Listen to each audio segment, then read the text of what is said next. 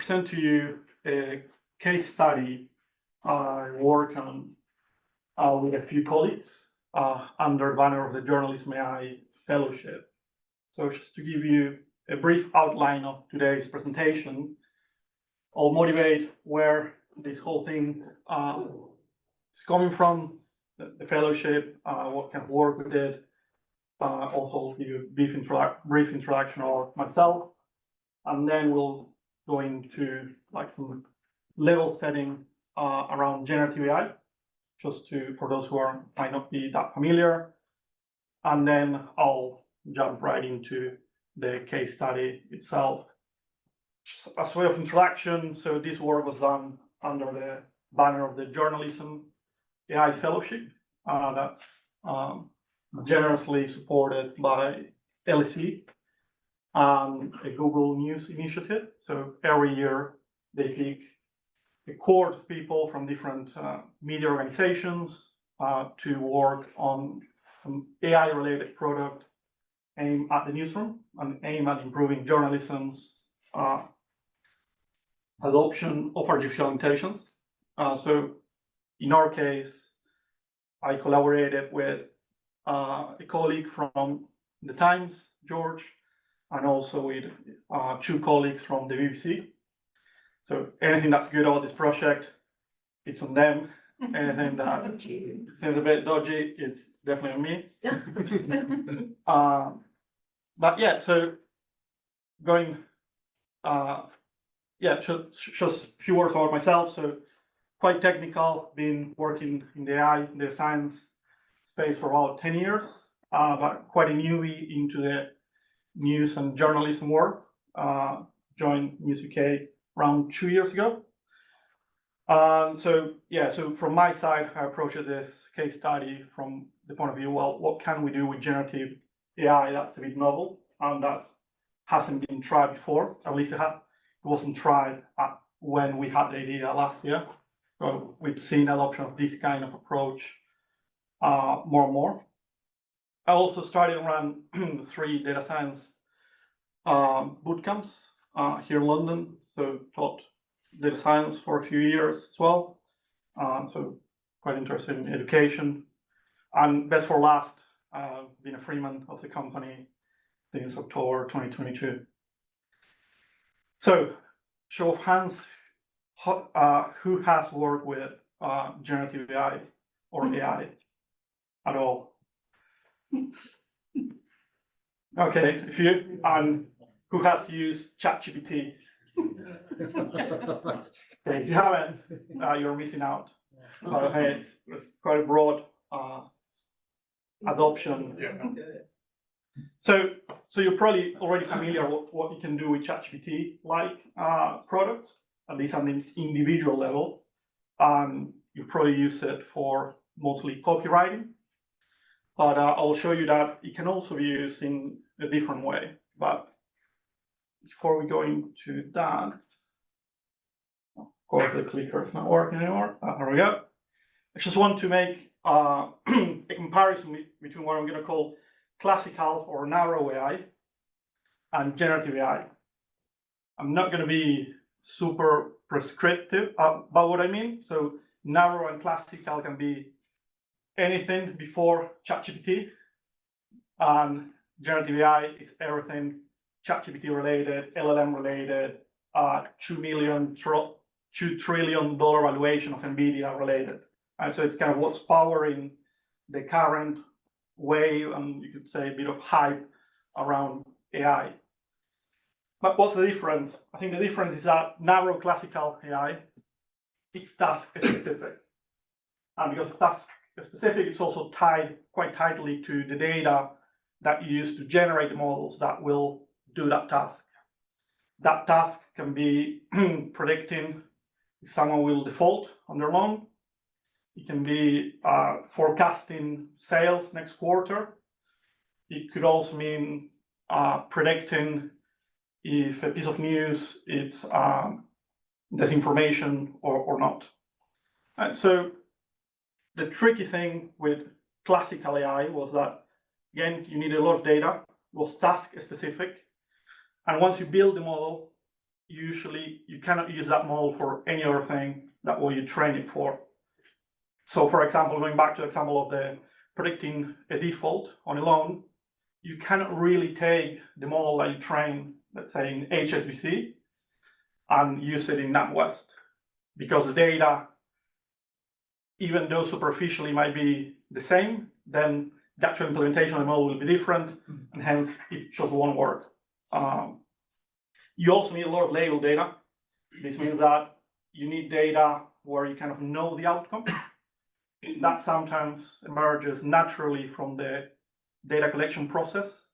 Let's say if you're a bank, again, with the loan example, you kind of hopefully know who defaulted on their loans before.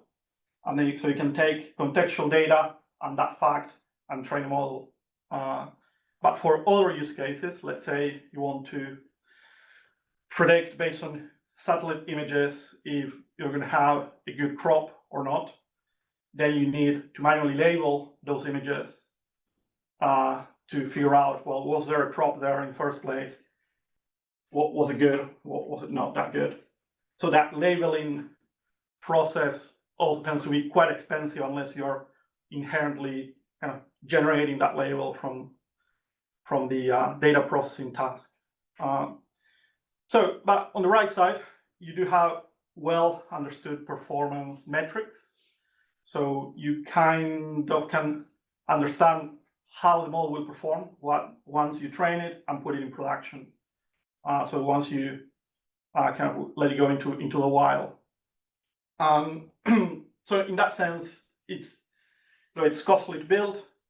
Then it's relatively straightforward to think about what that model will do, what that classical or narrow AI will do, and how you assess if it's doing it well or not. Now, going to generative AI, so it's slightly or completely different beast. So generative AI is basically any model that uses an LLM under the hood. So hopefully you heard about large language models. There are these models that are trained at the cost of hundreds of millions, if not billions of dollars. They're trained by just a few companies in the world. Some of them are open source. The best ones are closed source. And even the ones that are open source, they're open source between quotes because they just open source the artifact, the output of the training process, but they don't open source neither the methodology nor the infrastructure that was used to train those models. And you cannot really train them on your laptop or even on a common data center. So you're still kind of hooked to that specific implementation of the model. But on the plus side, even though there are not that many, they are able to tackle a multiplicity of tasks. And that's kind of the novel thing, that these models, because they've been trained on a huge corpus of data, and that's almost an issue now because they're kind of running out of data, or at least of useful data to keep training bigger and bigger models. They're able to work not only on a narrow task, but they're able to work as a sort of like general inference engine for you. So it's like a novel sort of interface that can do computation in an ad hoc manner. And that allows you to do copywriting, image generation. Those are the two use cases that you might have come across using ChatGPT. You can also use it to assist in programming, which is a different kind of copywriting. And also, and you'll see in the case study, you can also use it to do data extraction. And it's actually quite good at doing that. Potentially better than doing the copywriting and the image generation. It also allows you to bypass the labeling issue and data scarcity issue, because for quite a few tasks, the performance curve of the model relates to how well you wrote the prompt and not necessarily what data you add to that prompt. Right? So you can do something that's called zero-shot learning that we took advantage of in the case study, where you're using it in a novel scenario you're providing a bit of data and then ask on what to do on that data, but you're not providing hundreds of additional examples of what you expect. So the LLM kind of figures out how to do the thing you want it to do on just the data that you're providing. So you don't need hundreds of instances. Let's say you're working on a contract and you want to extract certain clauses on the contract. You don't need 100 examples of exactly the same contract to train that model. It does improve if you provide a few. So if you provide a few examples, performance tends to improve quite tend to improve, but it's not necessary to get started. And like I said, it leverages these models that have been trained by third parties. So there is this whole data governance issue around, well, you're sending your data to these third parties, and then they're giving you the input, and kind of they also control the model versions, etc., which has quite a few interesting angles to it. Do you have any questions so far?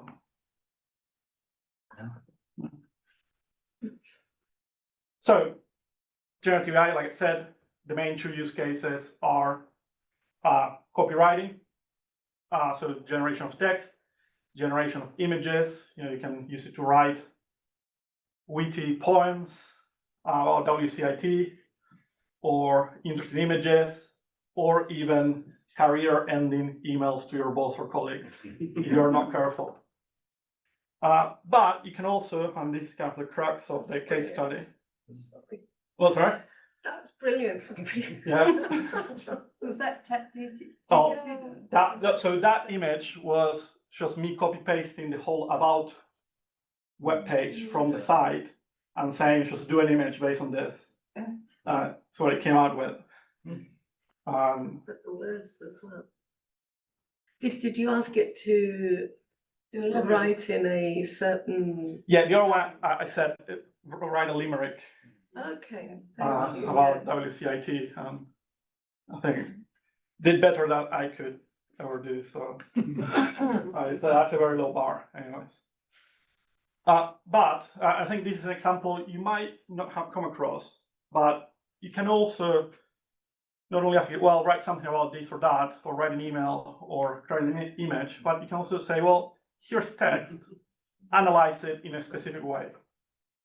Right, so here, for example, I'm feeding the whole first chapter of famous fantasy book. I don't know who, Stu, you know? The Silmarillion. The Silmarillion, exactly. So I needed something that had kind of lots of characters to begin with, so to make a good example.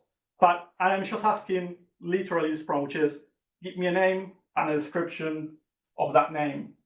So basically read the whole thing, extract the characters of the story, and give me a description of those characters. And this is what it came back with. You can see that it's quite good. Again, this is what you'll call sort of zero-shot learning. So I didn't provide an example of another chapter where I give it the chapter text and also the characters already extracted. I just gave it the text of the chapter, and it came back with a list of all the characters. Is that free ChatGPT? Well, sorry? Is that a free ChatGPT? That's no, I think I used the paid version, which is GPT-4. With the free version, I'll imagine you'll get very similar results. 3.5, I think it's quite good. Sorry. I was going to say, if you then asked it to tell you the story, you don't need to read the book. You just... So if you want to sound very smart with friends or colleagues, you'll just send the book to ChatGPT and it will give you like a summary. And that's a current capability, not of ChatGPT, but of a related model that I'll touch upon in a later slide. So here it extracted the entities and it built a description, but we can do it a little bit better. Now I ask it to provide the output in the JSON format. JSON format doesn't really matter what it stands for because now it's just, it doesn't stand for that anymore, but it's both a human readable and computer readable format. So it's something that is not too painful to look at, but also it's well understood by a lot of computer programming libraries, so you can process that information quite easily. So we're already going from raw text that I copy pasted from a web page somewhere to computer readable extracted output from that text. And if you're familiar with text analytics, you'll say, well, name entity recognition is kind of something that people have been doing for quite a while, and that's true. There are some caveats to that. Here, you didn't need to train a model specific to the type of data you're feeding in. So that's already an advantage. So the cycle of production of going from, yes, sorry. A quick question. So the summarized output of the names and the roles, how correct was ChatGPT in doing that? I think it was quite good. Okay. Yeah. Did it have any hallucinations? Did it have anything in there that wasn't really in the original? I haven't checked in detail. I'm sure there's some Tolkien super fan in here that. No, I've got plenty of But so one thing, just to kind of try to act as devil's advocate on my own example, you could say, well, it's probably been trained on the Silmarillion, so it kind of probably knows the book already. Right. But I use the same example on different data that I'm sure it hasn't been trained on, and you get similar performance out of it. It was just an example that maybe everyone can relate to. But name entity recognition or extraction, again, something that you can kind of do out of the box nowadays. Going from something as simple as get me everything that's uppercase in its first letter, extract it as like something important, or you have some trained models that will kind of know if something's name or not. The description already is something that is not that easy to make with narrow AI type of models. But what I thought was interesting is that the next step, which was to not only ask that, but ask, well, give me now a list of this shape. And this shape is name relationship. So basically, give me the connections between the different characters. And there are a few interesting things about this example from a technical point of view, is that I didn't even describe that well what a relationship means in this context. But it kind of did understand how to do it anyway, so that like the implicit ask. And it created a subset of relationships that were quite consistent across the different observations. So creator created for Eru against everybody else, peers, a subset of. So already you could already stand up a graph and do graph analytics on top of something like this. And so if you transport this from the Silmarillion towards other types of data, you can see that there is some potential there to use this technology as a data processing tool. Allows you to bootstrap quite quickly a bit of analysis on large corpus of text, which would otherwise be a bit of a pain to go through in detail. Again, all the issues with generative AI still apply. So maybe it's not getting all the characters in the text. Maybe it's getting the characters, but it's hallucinating on the descriptions. Or maybe it's not getting the correct relationships between the characters. And that's the trade-off between doing something manually or doing it with a computer in this case, because the source data is unstructured.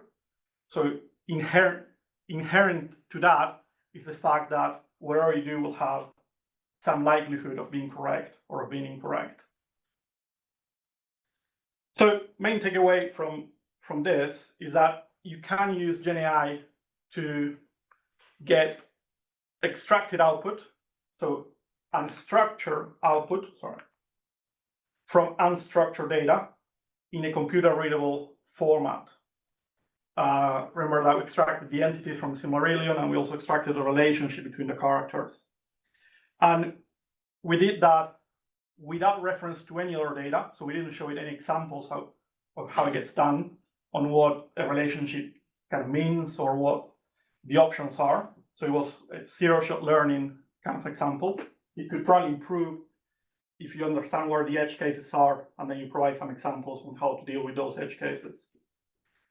And the other thing that was interesting, also from a point of view of the project I did with my colleagues, was that the project we had teams of a technical person and non-technical person that was very experienced in the newsroom and on the editorial side of things.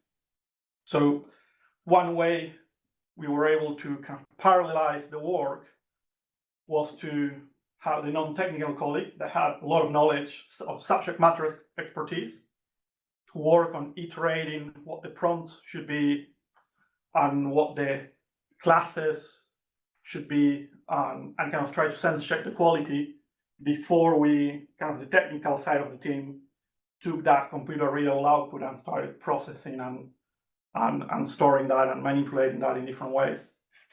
So in a way, it's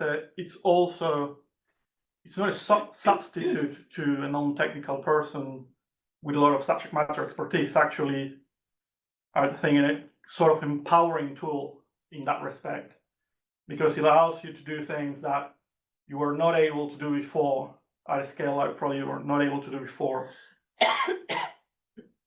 Yes. How consistent is it in repeatability? So I know, for example, with some of the models, if you tell it to generate a piece of text 10 times, given the same example, you may get 10 different outputs. But with something like an NER example or an entity extraction example, does it tend to be more consistent? If you can control it in different ways. So you have, for example, there is one parameter in the models that where you can kind of determine the randomness of the answer. So that probably should be quite low. And there also, if you're trying to do things in an automated way, so with a human kind of very far back or far ahead in the pipeline, you can also build some intermediate steps, like post-processing steps, where you check. So for example, if you have a well-defined set of categories, right? If there is any category that is not in that list, then that already raises a flag, and then you can go back and check what was there. And then the other thing is that you can also build traceability. So for example, you don't need to put through a whole contract with hundreds of pages. You can feed in, let's say, one page at a time, one paragraph at a time, one sentence at a time, and then you can kind of narrow down where that exact entity extraction happened. So you can do things in slightly different ways, so to ensure that you have the least amount of issues. And it tends to be that the biggest one, kind of spoiling one of the conclusions at the end, but is that it doesn't hallucinate for these kind of tasks, or I would say not that much, but it might not extract things that are there in the text. So you might miss things. That's, in our experience, was the biggest issue, was that it was missing things that were there and not that it was inventing things. Any other questions so far on kind of the general theme? Okay, so now kind of straight into the case study.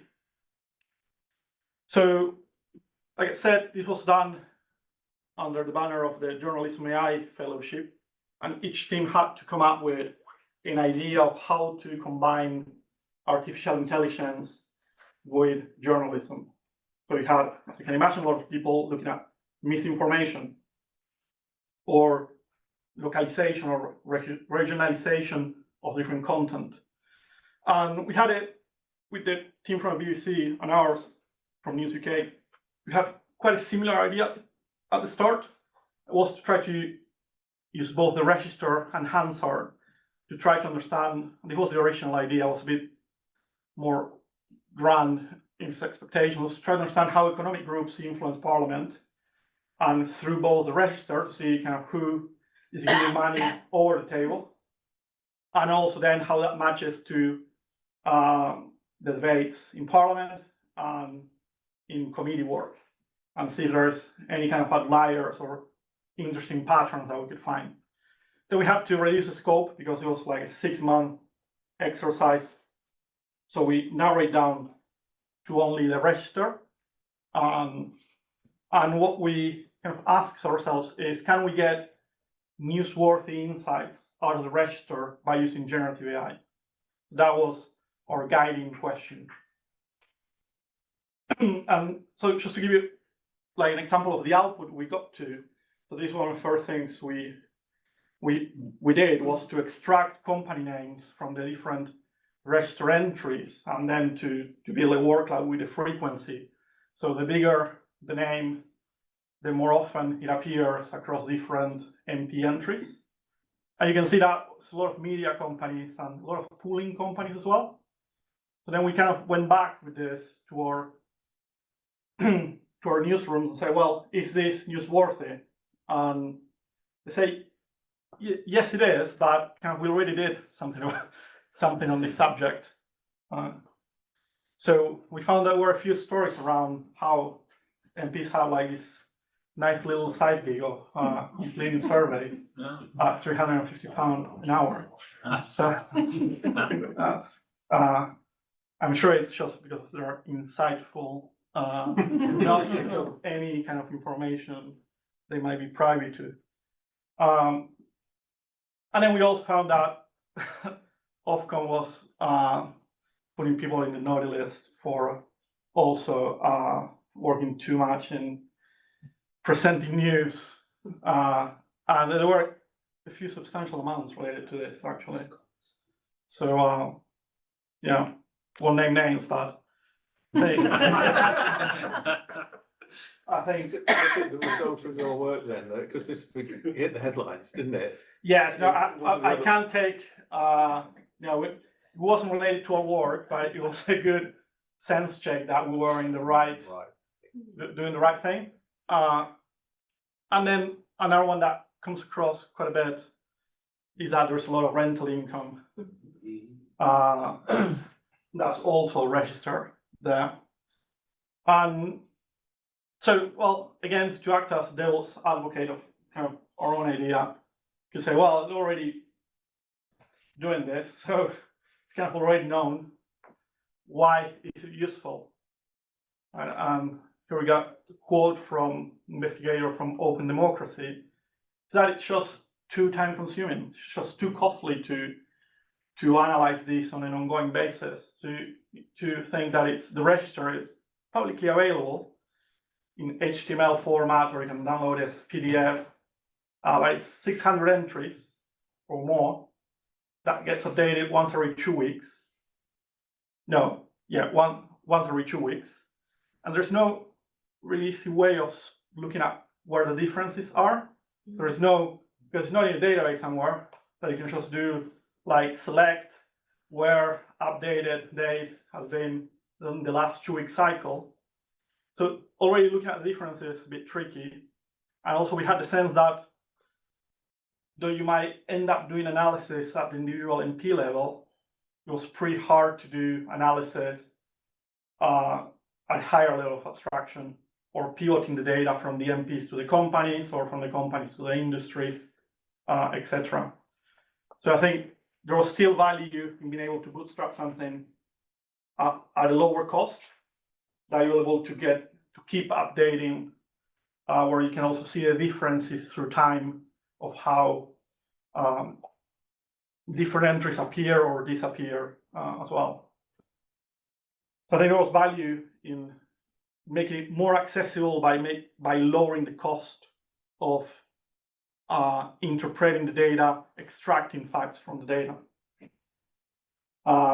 You can see this is just one random example of an entry. Someone got a second-hand bike of an estimated value of £4,000 from the Kurdistan regional government.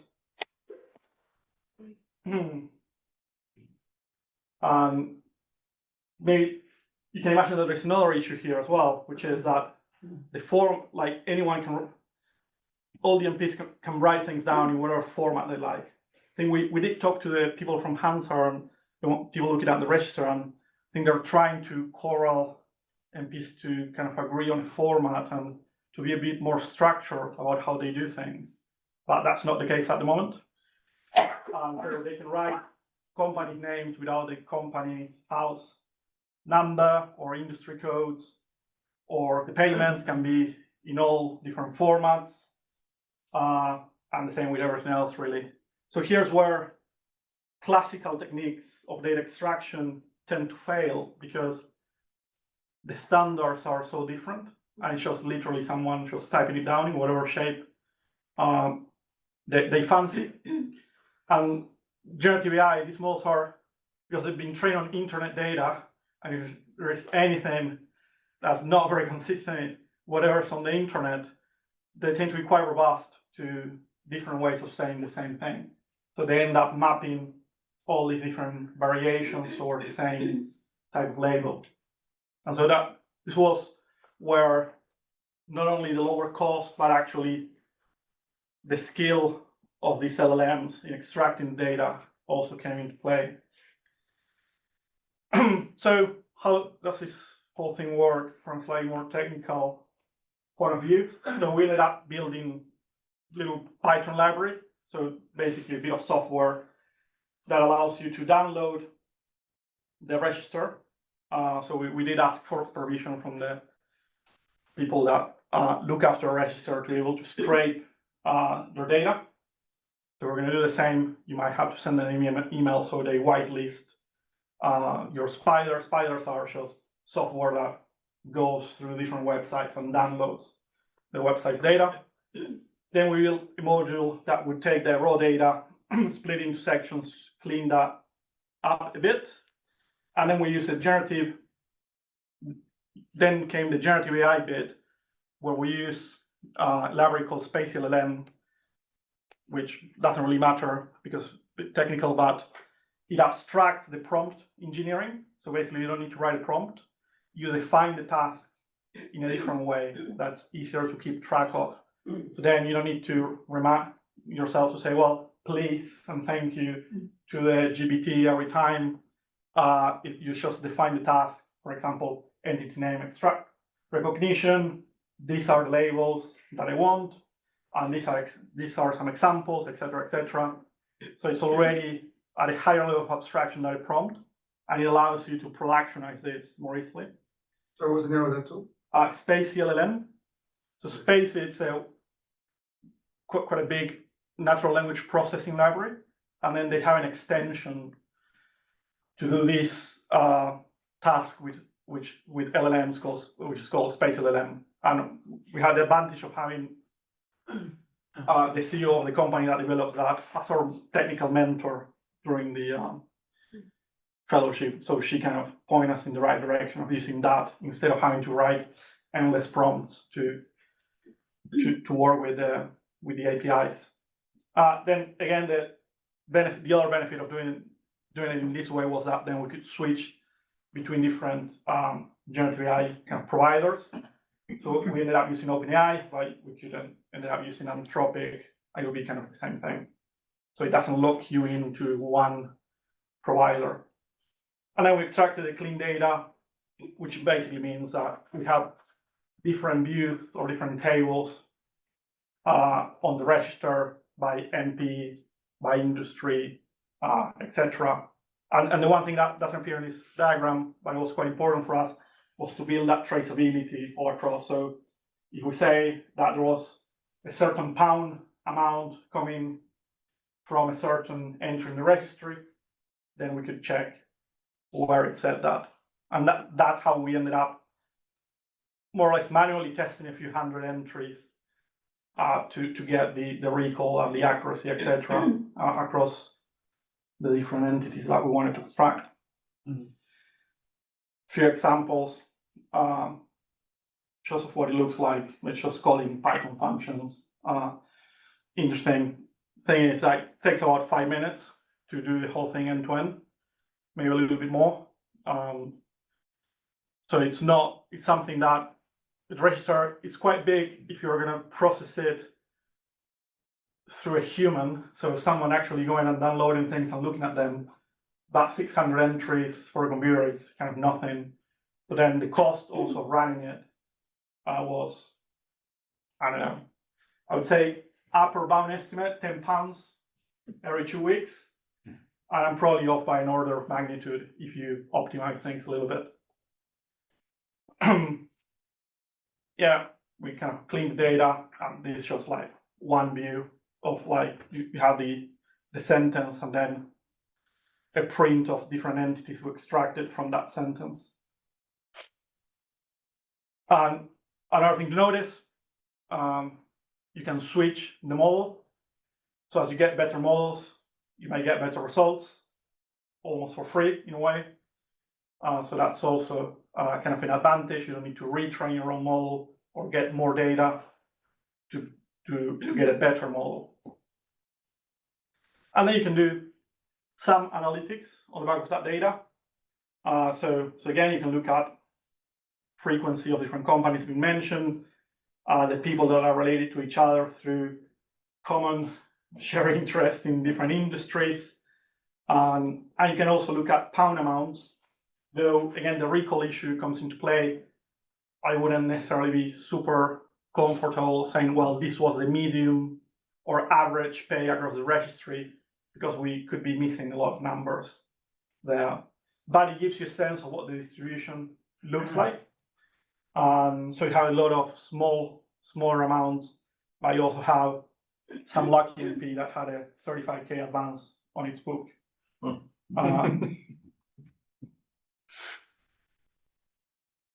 again, the other interesting thing that I show here, but you can also build a graph and start doing like graph analytics. So to try to get things that might not be super clear if you just put them side by side, and we might need to jump a few instances to get into the insight. So could we use generative AI to build a structured version of the register? Yes, but just to recap on the good and the bad, I was really good at surfacing ideas for stories. It's good at finding needles in the haystack. So things that look a bit weird or out of place. It's really easy to prototype and work with.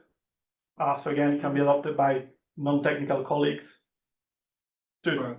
Right.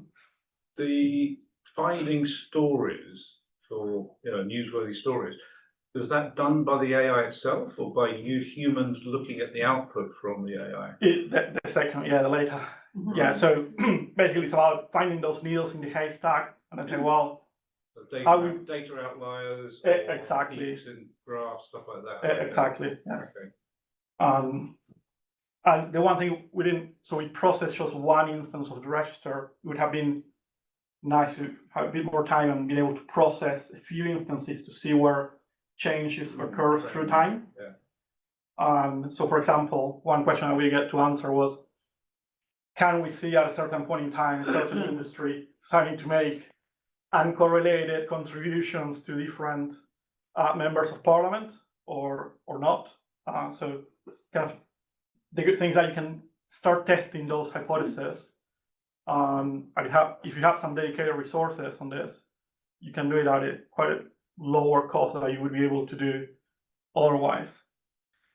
The limitations, again, you might not being able to process certain bits of information, so it might have some false negatives. The false positives, or what you call kind of the hallucinations, it wasn't such a big issue at all for this type of use case. Because you're already given the text where you wanted to extract information from, you're not depending on the LLM to kind of have been trained on something and remembering that correctly. And adding figures, doing kind of summary statistics, again, comes with some caveats. But still, it's good enough that gives you an idea of kind of ballpark figures.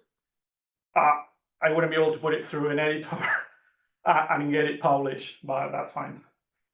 Excuse me, when you yes. find that the GenAI has actually made a mistake and given some incorrect answers, you found them, how easy is this to go back and correct them?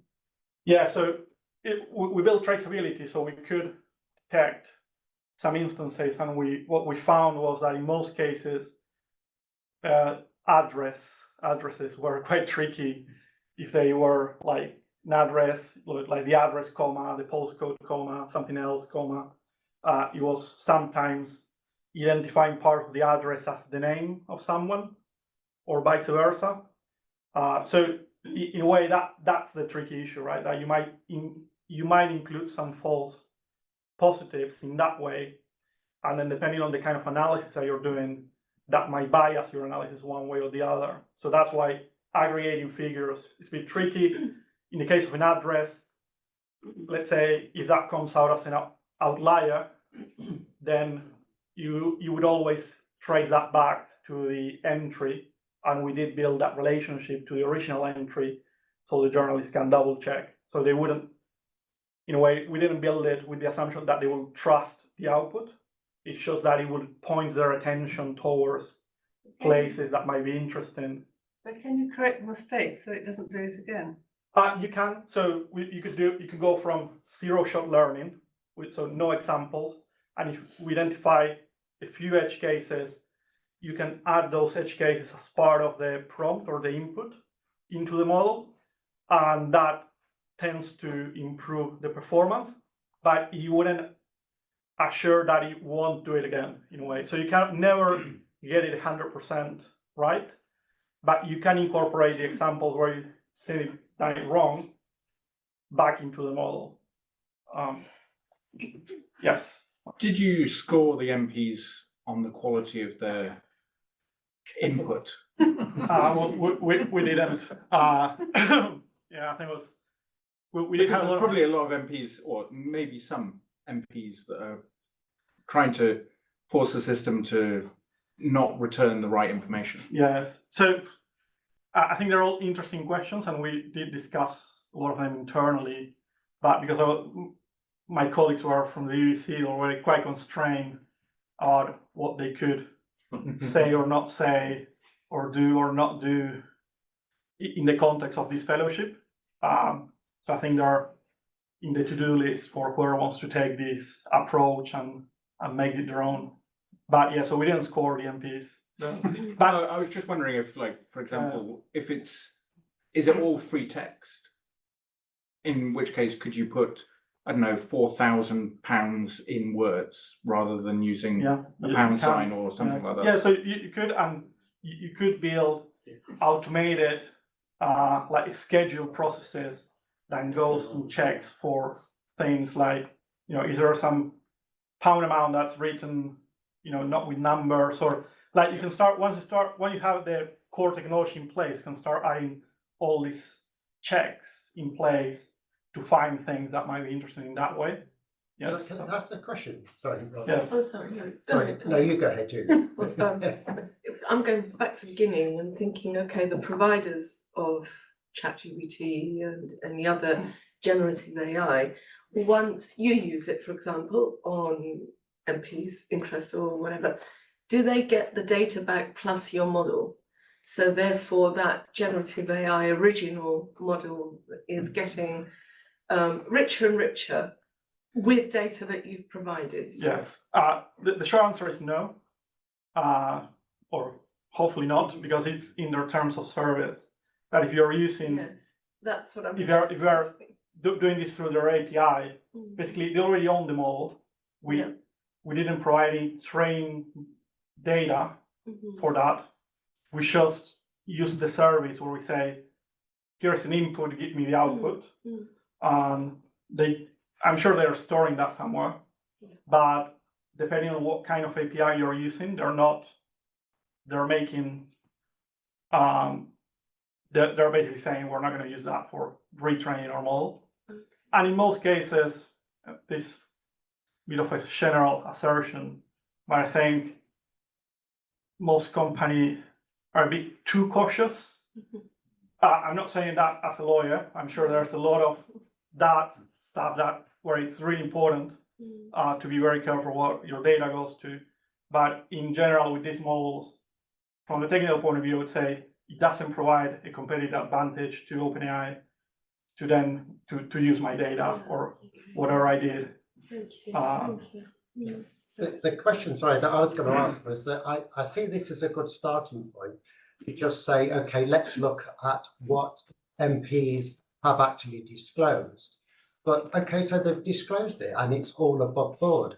If I was trying to find stories to write about, I wouldn't be interested in that. I'd be looking for those things, that they haven't disclosed. I'd want to use AI to determine what are the questions in Parliament that people are asking, I'd want to then combine that with who's on the select committees. I'd want to know what questions are asking on the select committees. And then with AI, when I've done all of that, I could predict that this person with those particular financial interests on that select committee, these are the questions that they're going to ask. And that as a journalist, because this is just, you know, I'm an honest John. I've told you all my financial. Absolutely. So in a sense, we have a initial round of funding that we can run here to progress this further. But yeah, no, absolutely. So one of the things we did discuss was, well, could we pose a question where we try to see something casting a shadow without actually looking at the thing or the thing being there? And a very simple, naive example I tended to use was, well, you have, let's say, an MP from an agricultural constituency. If the tractor company is inviting him to the end of your party, that's not really interesting. If the Chinese gambling company is inviting the same MP to the, well, that's interesting. Or if there is nothing of that, but then the type of debates or the type of position he takes on certain matters kind of doesn't align with what his constituency work would warrant, that also might be interesting. So I think it's, once you start thinking about the possibilities, there are actually And look at their expenses. I'd use AI to look at all their expenses. yeah. I was going to ask an intermediate step to that, which is some of the large language models allow you to store documents and articles and whatever to be able to ask against it.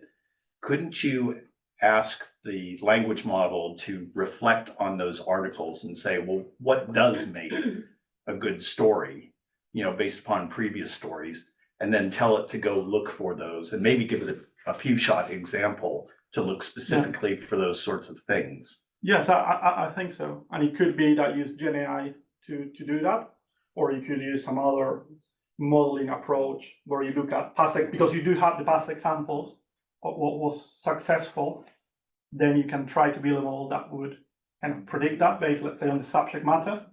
And then you can take that subject matter to the commissioning editors and say, well, this really plays well with our audience, or we should do more of this or less of that.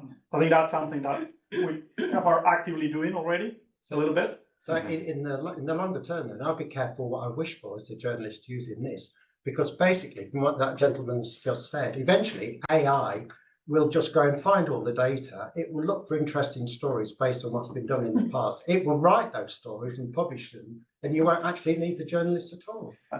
Well, You still need humans to review what's going on. Well, that's what you say at the moment. You wait. my counterpoint to that, and it's not just because I work for the Times and it's a subscription-based newspaper, but is that then who you trust? Because you'll have the honest AI doing journalistic work, and you'll have 100 other AIs doing disinformation. I think this is just personal opinion, but I think in the future, like subscription-based models, and like we're gonna go back to the walled gardens because what's on the other side is gonna get scarier and scarier. But I think a lot of the data gathering is gonna be taken over by AI more and more, and the more generative content you have in the wilds, then the more you need to do automated processing to take apart what's not that relevant from what's relevant, kind of the signal from the noise. So I think it's definitely going to be more and more important for sure. But you still need, I think working with journalists and editors every day, I think they still have a pretty important functions to play. I hope. Yes. Would a better fix for this be to not use generative AI and have a better input system for MPs? Yes. Like it's kind of like that news a bit, where you kind of Yeah, go, how are they inputting it? Have a list of companies or entities, have the pound amounts, then everything's done. Yes. And it will be Absolutely.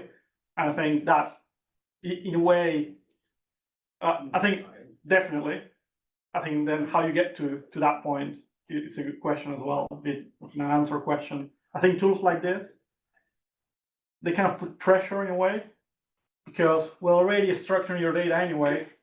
Might as well do it with the helpful, nice people from the register instead of from, us doing it. So I think there is a bit of like that. There are some dynamics that get created where you put a spotlight on something, and then that gets better and better over time, which you wouldn't have if you were not putting spotlight on it. Although I guess it's actually the power of it is on unstructured data from Yeah. anywhere, and then possibly pattern recognition. And once you train it to be good enough at that, then maybe your prediction model would come into play. Yeah. So it's Yeah, exactly. So I think the promise is that you can use this approach with lots of different types of data, and again, the cost range relatively low of implementing it for that specific source. Yes. Well, and there's always historical data, and there's always going to be bad data or inconsistent, and the versions are going to change. So I think this is a forever problem. Yes. Yeah, absolutely. It's like completely different subject matter, but the people that don't worry about quantum computer breaking RSA, it's just because they haven't been gathering all the historical data that's been encrypted with RSA already. So yeah, absolutely. It's there forever. Yeah. Yes. So whilst we wait for the government to sort that data out properly, like quite a lot of government data, has there been any interest in taking your work and actually turning it into an open government data? So we had a few chats with different newsrooms, and mostly with our own, with the BBC and Times, Sun, and with Open Democracy. I think in a way the approach is so simple once you kind of know how to do it, that I'm more keen on kind of evangelizing, to use a term de jure, on the approach itself, and the actual implementation is not that relevant in a way, and it can be improved upon, I'm sure, quite a bit. But yeah, I think you do see when we started, it was hard to find examples of this kind of data and structured data extraction using GenAI, but now you can see quite a few examples out there. So I think people are realizing that you can do this. So I'm sure it's already happening. What about the government themselves? Though? Are they interested in taking the data back, better structured? Yeah, I don't know about that. I think there are some initiatives. When we talk with the people from the register, there were some initiatives that were trying to kind of implement a better structure, because they're quite keen on improving the quality of the data as well. But yeah, nothing's come to, nothing that I'm aware of, but there might have been changes. You need to draw a distinction between government and parliament is completely separate. So this list is very much a parliament thing, not a government thing. Yeah. We tried pointing at any other country's government's data. Well, I'm gonna do a bit of a dark joke, but I come from Argentina. So when I started the project, I said to my fellow colleagues, we don't want to be too successful, and if I ended up kind of swimming face down in the Thames, like that'll be top success for the project, but maybe too much for a news story for you. Yeah, exactly. But yeah, I think the problem with some other governments is that you might not have data publicly available. So maybe you can use these for other sources of data that might allow you to see or to approach similar insights on the political process. But yeah, so I think it's, again, widely applicable, and even not only for journalistic purposes. Again, if you're in a company that's reading lots of documents or processing lots of documents of an heterogeneous fashion or shape, this kind of technology can really support that. I think last slide. So there are a few emerging capabilities that we didn't get to play around with during the case study, but there are some new models that really improve how much content you can process at any given time. And so the people from Google claim that their newer model, Gemini 1.5 Pro can process up to an hour video, 11 hours audio, or like, I don't know, that's like 50 books worth of data in one go. So again, that opens up other use cases. So now, for example, with this, we could potentially just process the whole register in one go. We probably wouldn't want to do that or only do that for traceability and to identify a lot of things. But we could potentially just throw the whole thing and say, well, is there anything interesting in there? Is anything weird in there? And it's a great first step. And then you can build more things on top. But yeah, we didn't get to play around with, but again, I think the capabilities are improving. So there's newer use cases for this coming, I think, that will be enabled by the newer models. Even if they're done in other areas, it doesn't feel like such a big jump in performance. So people now say, well, ChatGPT 5 might not be as good as people expect, but even if the models remain the same, but you extend the context window of like the size of the input you can put in and reliably process, then that's already a huge win for these kind of use cases. Yes. What was your LLM cost? It's like £10 or less. Of OpenAI? Yeah. Okay. Yeah. So it was not that much at all. We did prototype with GPT-3 or I can't remember the exact model name, but it wasn't, Depends, again, depends on how many slices you create of the data. But costs were not big at all, to be honest, for this use case. Yes. What's the opportunity here to put things into vector databases and then use the retrieval augmented generation to? Yeah, so I think it's big. So you could think of use cases where, so for those who might not know what we're talking about here, is that you can use other types of models to put unstructured data in, and you get a vector out, like a set of numbers. And the important thing about those numbers is that they're not random numbers, but they're numbers where you can do maths or vector algebra with to calculate distances. So if I put, let's say, photo of a dog through and I get a vector, I get a photo of a cat and I get a vector, I get a photo of myself and I get a vector, hopefully when you calculate the similarities, the vector of a cat will be closer to the vector of a dog than any of those two will be to me. And so you can do that, and then that by itself doesn't sound that exciting, but that allows you to build recommendation engines on one side. It also allows you to run kind of solve classification problems as well. And it also allows you to do this thing called RAG, where let's say you have a query. So you have a user, you have a GPT-like interface, and then you have your data stored somewhere, right? And so you use the ChatGPT not to come up with facts or factoids where it can hallucinate. You actually grab your query, embed your query, so you create a vector from your query. You go and look at similar content that's already been embedded in your database, and you use that content, you inject that content in your query to give you back a relevant answer. And so ChatGPT, what it says is your query, relevant content, and then it creates an answer based on that.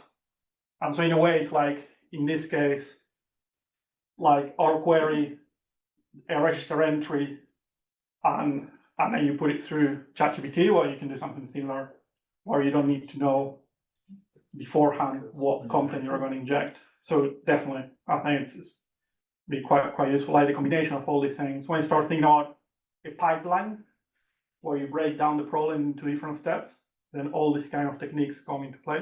I guess that's where the multi-agent models start to come in as well. Yeah.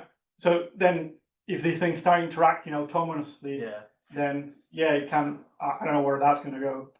I think we're not there yet to build it in a reliable way.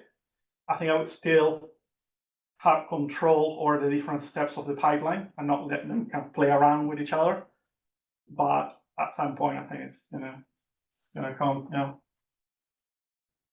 I guess maybe this might be under new opportunities, but are you set on using one model and then try whichever one's the best one?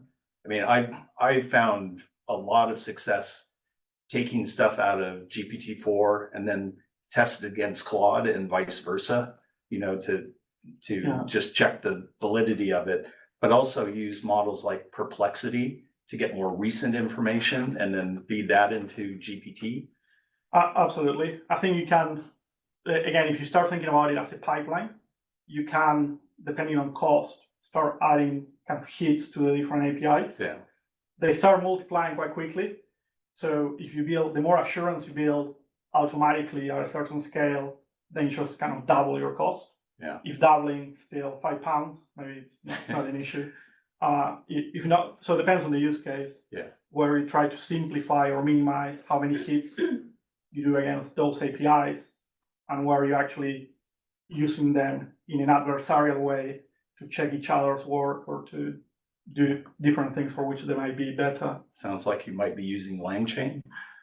So we have explored different frameworks to kind of, because you have these models and then you have all the supporting infrastructure of software tools to work with these models. That's ever evolving as well. So I haven't used LangChain directly, but I have colleagues that have, and they're quite happy with it. Yeah.